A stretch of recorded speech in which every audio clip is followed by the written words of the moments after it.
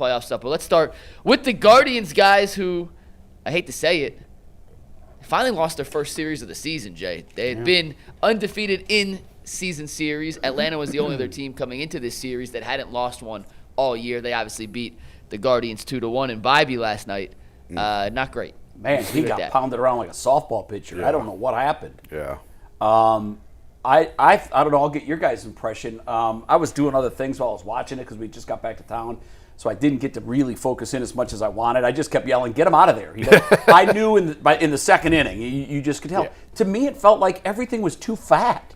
I mean, he was throwing stuff right in the 5 quadrant, and guys were just teeing off on it. Yeah, it was clear he didn't have it. Yeah. So 2 of the 3 nights it went that way, and they didn't hit. I mean, I knew in the first inning when they left 2 guys on base, I said, well, I think I know where this is headed. Now, you didn't know he was going to get tattooed. Also based on who's pitching. You knew that runs were going to be tough. Yeah. And when you had a chance to get some and you didn't, you're right. Yeah. It was like, nope, not tonight. So, look, we're at 2 weeks, 16 games? It's no panic. They finally lost the series. Yeah. They have the best record in the American League. We know who they are. Who would have thought, right? They need better out of Bibee. But they pitch. Yeah. They don't hit much. They find ways to win games, and we'll see where it goes. I was yelling Saturday night, save some of these runs for tomorrow. Yeah, right. You know, like when they get them, they seem to get them in bunches. And when they don't, they don't. And last night was a night where they didn't. Yeah, I know it's early. We can preface everything with it's early. I am concerned about Bibee, though, just because I am too. He didn't have a great year last year, and I thought he would bounce back this year. And, I mean, he hasn't made it past the 5th inning in any start yet this year. No.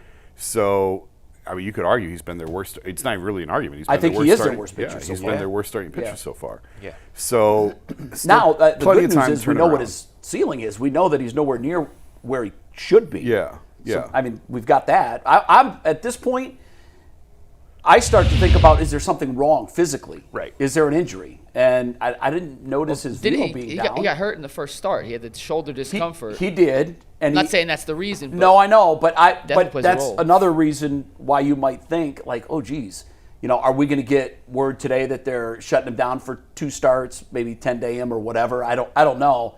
There's got to be something wrong. I don't think his velo is down, is it? Didn't appear to be yesterday. I didn't see much of the game last night, so I haven't looked at his velo. But I haven't seen anything about it being down. Yeah, I haven't. He's seen not that overpowering either. to begin with. That's not really his.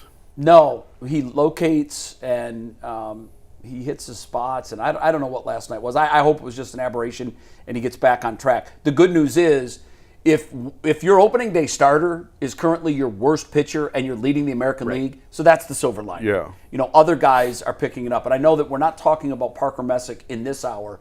Stick with us in the second hour when we move to YouTube, and also stay here on KYC Plus. We're going to dive into Parker Messick. But it always seems for the Guardians, it's incredible how they flush the system with guys, and then on the backside, there's guys that, here they come, and they sprout out of the ground like beautiful tulips, and here they are. Right. And it's just it's incredible how they keep doing that with new guys and different guys. Messick threw, I don't know 7 starts in the big league, whatever his career is. Last year he was 3-1 with a sparkling ERA. This year, he's looked like our ace. Right. He's our Cy Young. I mean, we know the Braves can hit, right? And we saw it through the 3 nights. And then the 3rd night, we saw him completely get you're shut right. down, right? Yeah. So, and tonight, look, your best pitcher goes tonight. So you go, try to bounce back, and you see.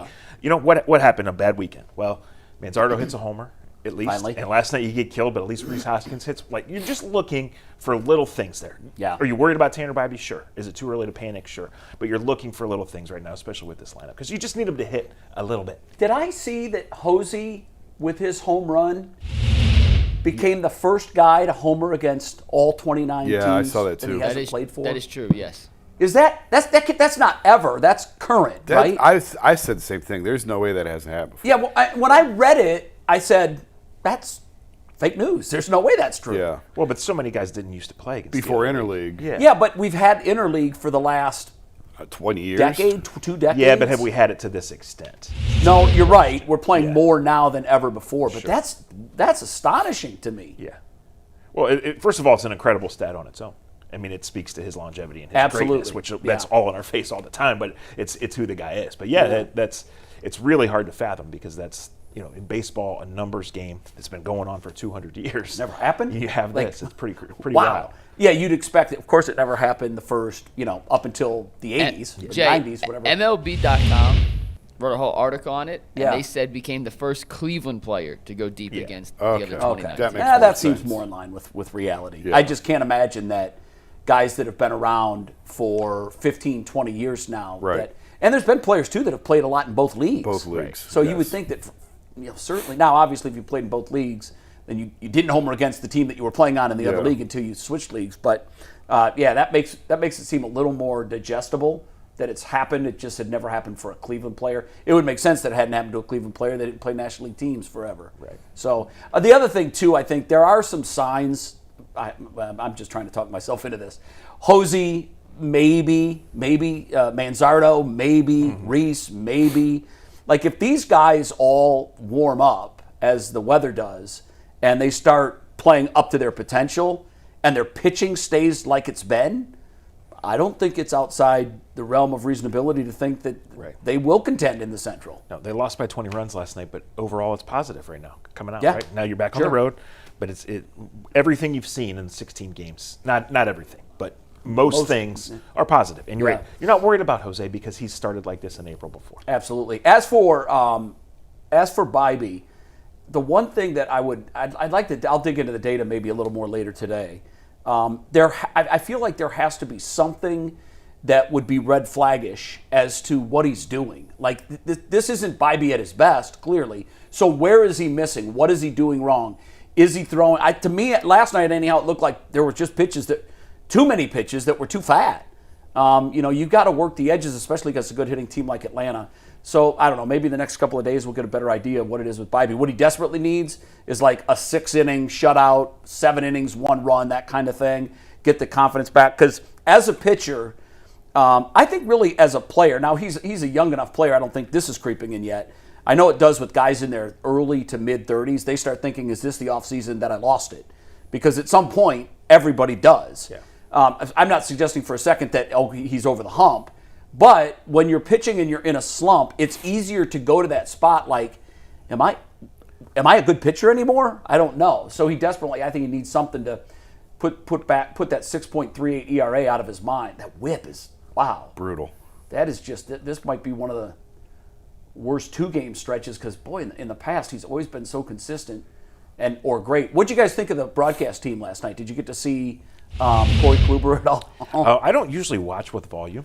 Yeah. Oh, really? I know. I did log on That's and I interesting. saw some comments. Yeah. So I did turn it on. And Yeah. I think he got a little bit better. But, I mean, whoever thought Corey Kluber was a talker, right? Yeah, I don't know why it cracks me up, the people who go into media who wanted nothing to do with the media when they were like Nick Saban and Corey Kluber and Belichick, like these people who despised anything that had to do with media. Has now it ever doing worked? Media.